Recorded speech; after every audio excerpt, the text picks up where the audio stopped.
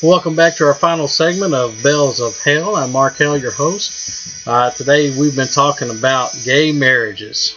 We're still going to continue on down that path. I just want to make sure that I do mention again, thanks to Pandora for providing the great music for free.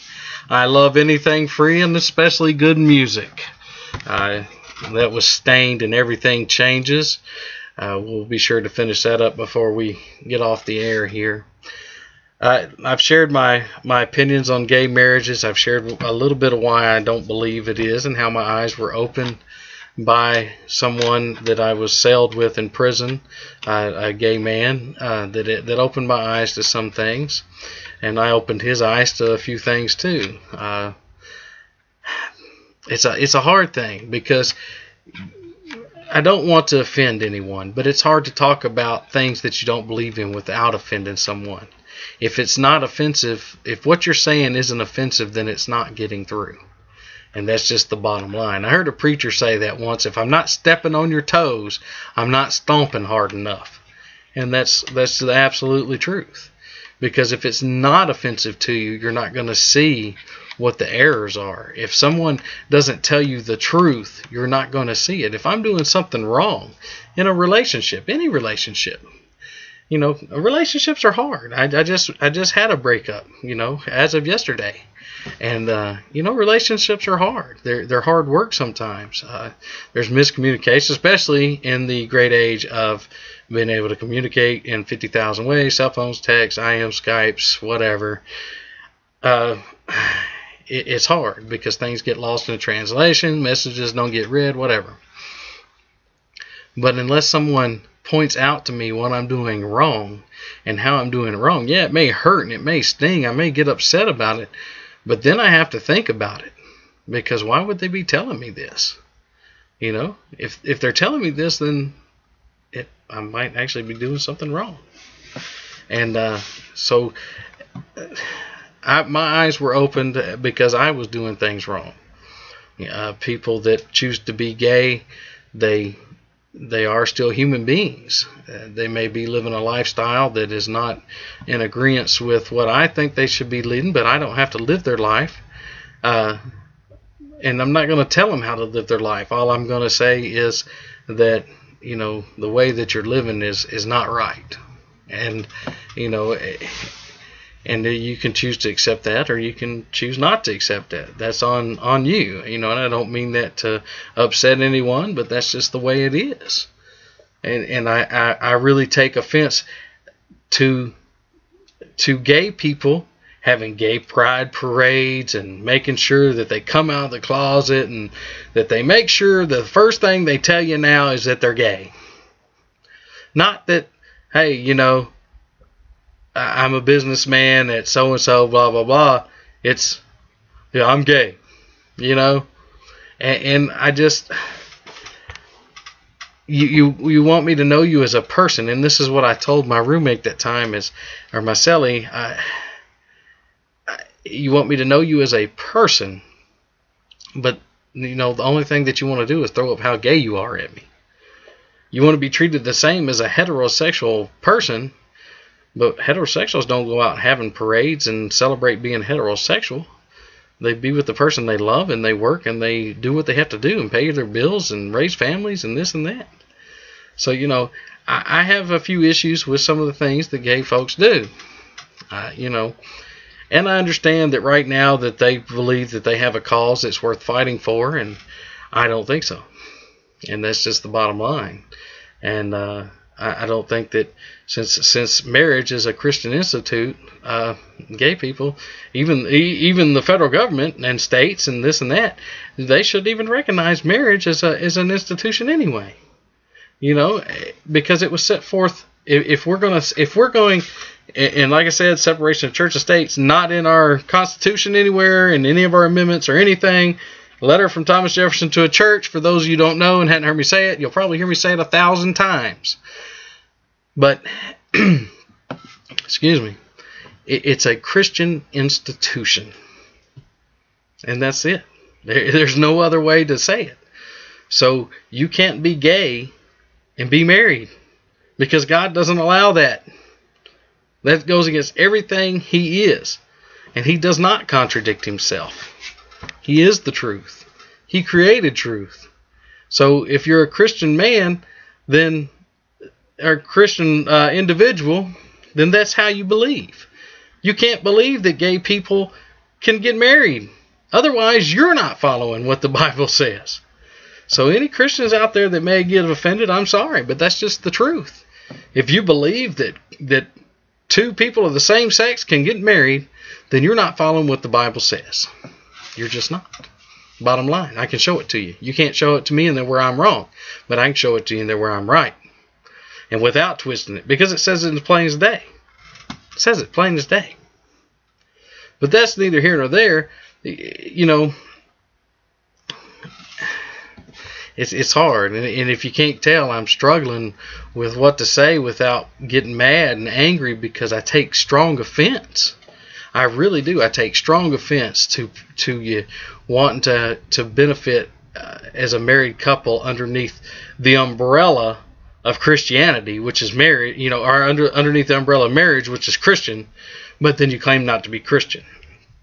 You know, that would be like me, excuse me, being Muslim and thinking that, or not being Muslim, but me wanting the 70 virgins and all that. It's not going to happen. You know, the same way with gay marriage. It's not going to happen. It can't happen. Because if that happens, then, you know, I mean, let's go back. Who defines what marriage is? The federal government's never defined what marriage is. They didn't create it, so they can't define it. So where now they can create a new word called a union, and they can define what a union is and then do whatever you want to do. I still don't believe that. That's just circumventing the laws, which is, you know, as Americans we're pretty good at. But I really just don't believe that that two same-sex individuals ought to be together. I believe that it will create more problems down the road than what we could ever imagine. It's gonna, you know, it creates confusion and an animal rights activist or an animal rights person, or even the gay people, because a lot of them own animals, so, you know, they understand how it is. But they wouldn't raise their animals. Like if they had a dog, they wouldn't raise their dog in confusion. You know, they wouldn't treat their dog differently than they would anything else. I'm not sure what I'm trying to say. I hope you're following me here. What my point is that, say two gay men decide they want to have a child, so they get a surrogate or they adopt or whatever, but it's a baby, and this baby grows up in confusion as to why it has two daddies, but mommies give birth to babies, and why she can't be with her mommy, or he can't be with her mommy, whichever it is. But, you know, and you have never given that child a chance to grow up in a normal, instilled environment, because we are instilled and wired, you know, to want the other sex. Otherwise, there'd just be one sex. We'd all be unisexed, or we'd all, you know, we wouldn't need to procreate to have children, and we wouldn't have the drive to do so. And yes, you gay men, that drive in you is the same drive that's in me, and that's to procreate with women, to have children, and to keep the race going. And if you don't believe in the creation process, evolution, you know, to keep the species going. And that's that's the kind of things that I see forthcoming more and more. I know that there are some gay couples that already do have children and whatnot, and you're not giving that child a chance to grow up in a normal environment, to grow up without confusion. You're already hindering that child from the get-go. And those are the things that I think about. You know, I think about stuff like that. I think about stuff like I mentioned earlier. Even though it's a joke, I'm sure somebody will do it.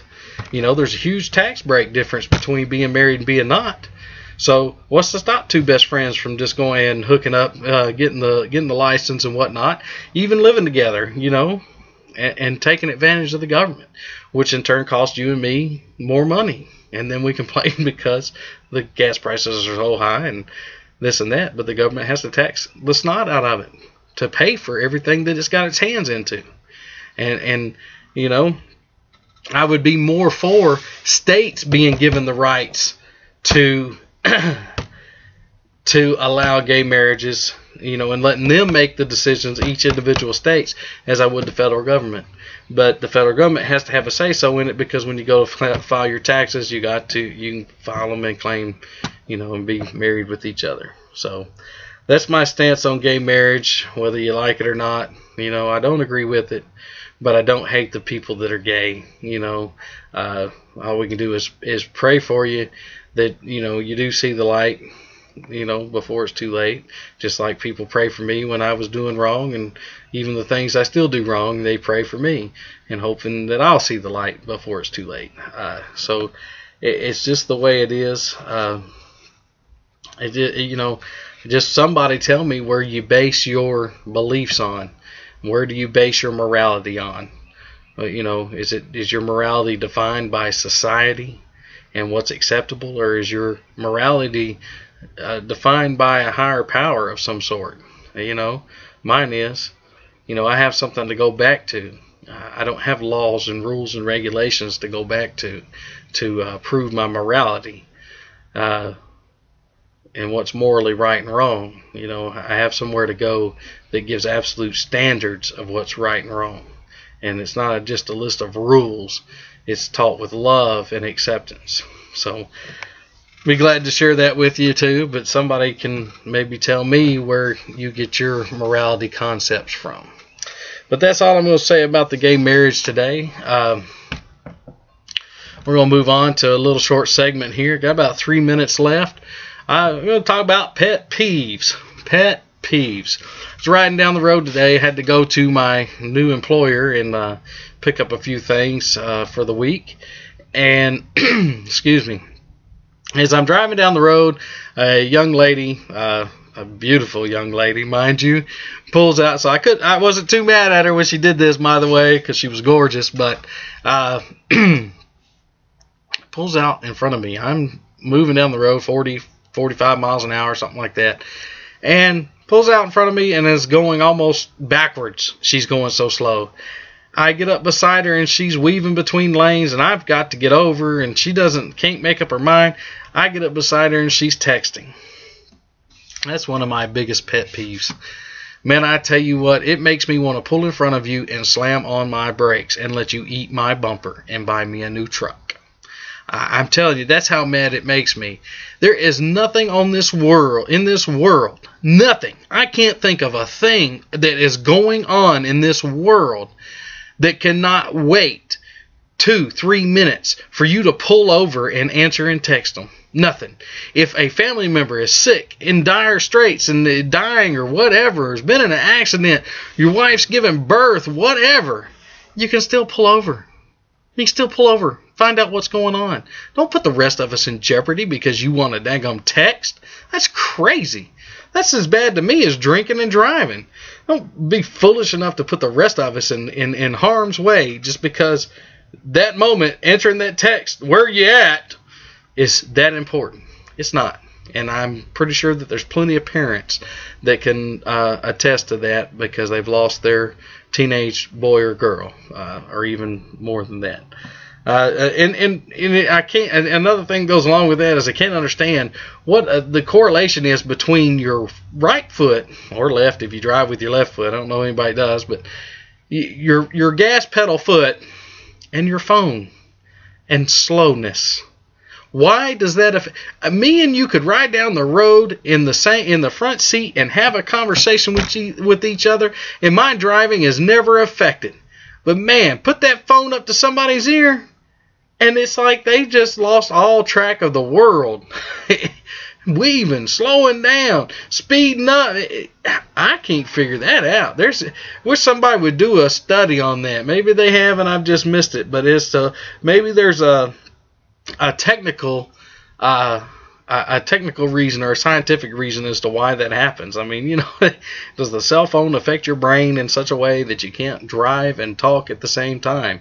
Because I can drive and talk if you're sitting in the back seat or beside me without a problem. But there's been times I've put the phone up to my ear and realized I was doing 35 in a 50. So I'd just like to know. That's one of my pet peeves, though, and that even goes to myself.